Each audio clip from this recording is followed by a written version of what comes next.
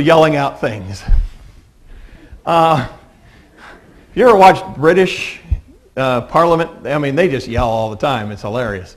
But it's in their court cases, the people in the crowd would yell things to the judge and argue both sides of the point before the judge. This was just the way they did things.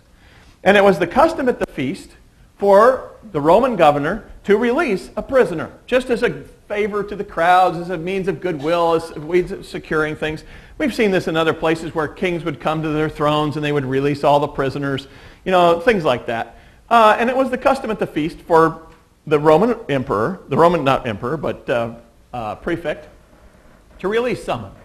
But Pilate is perplexed about their choice. He doesn't quite understand what they do. And Mark doesn't offer any reasons why they choose Barabbas, and we have to speculate a little bit. The crowd that these leaders had so feared now was on the leaders' side. Before we read in the book that they didn't want to arrest Jesus for fear of the crowds, and they didn't want to arrest Jesus during the feast because they thought there might be a riot. Now there is a riot on behalf of Barabbas and against Jesus. I think Mark is doing this deliberately. He's showing us these things deliberately because he is showing that everybody has turned their back on Jesus. The chief priests have arrested him. The disciples have run away, and now the crowds turn on him. They are no friend of Jesus. They're their pawn. Now, Barabbas may have been a couple things here in this story. He may have been a terrorist. He may have been a terrorist against Rome. There were lots of them roaming the hills at that time. They didn't like the Romans, and so they were, wandering around town with a knife stuck up in their toga, and every time they saw a Roman, they would stick the knife into the Roman. They were terrorists. He might have just simply been a bandit, where they also had roaming gangs of people that had been displaced off the land. The Romans had overtaxed them. The Jewish leaders had overtaxed them, and they didn't have anywhere else to go. They'd lost their farms. They'd lost their houses. They'd lost everything. And so they turned to banditry, sort of a Robin Hood kind of thing. And, really the only people who had any money were the rich, so you stole from the rich. I don't know if they ever gave it to the poor, but, they were kind of heroes because they were sticking it to the man. They were doing their job out there in the world. He may have been a hero in the eyes of this crowd. Yeah, he's the kind of guy that we want. He's the kind of guy who stood up for himself. He's the kind of guy that really got them. He's the guy that killed those Romans. That was a good thing. That fact, though, doesn't make Jesus guilty. The fact that Barabbas gets released doesn't make Jesus guilty. He is innocent, and they scream for Jesus' blood. And Pilate gives away any responsibility that he has for this. He washes his hands completely and says, you're the ones that are responsible. You go ahead and kill him. He's the Roman governor. He has power. He has authority. He could have stood up for Jesus. Instead, he doesn't do anything. Not only do the crowd choose Barabbas, but they choose to crucify Jesus.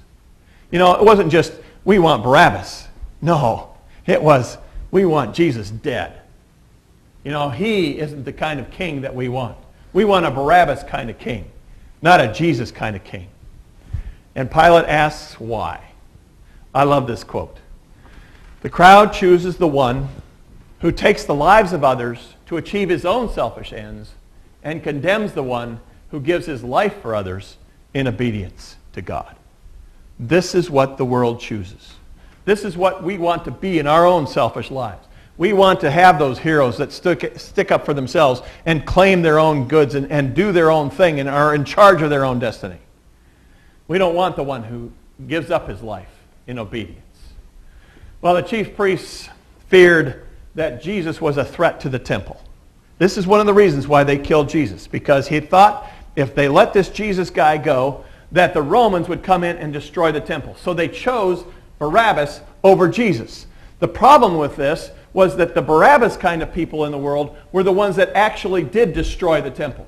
They got so politically involved, they got so politically powerful that the Romans finally stepped in and destroyed everything that they had.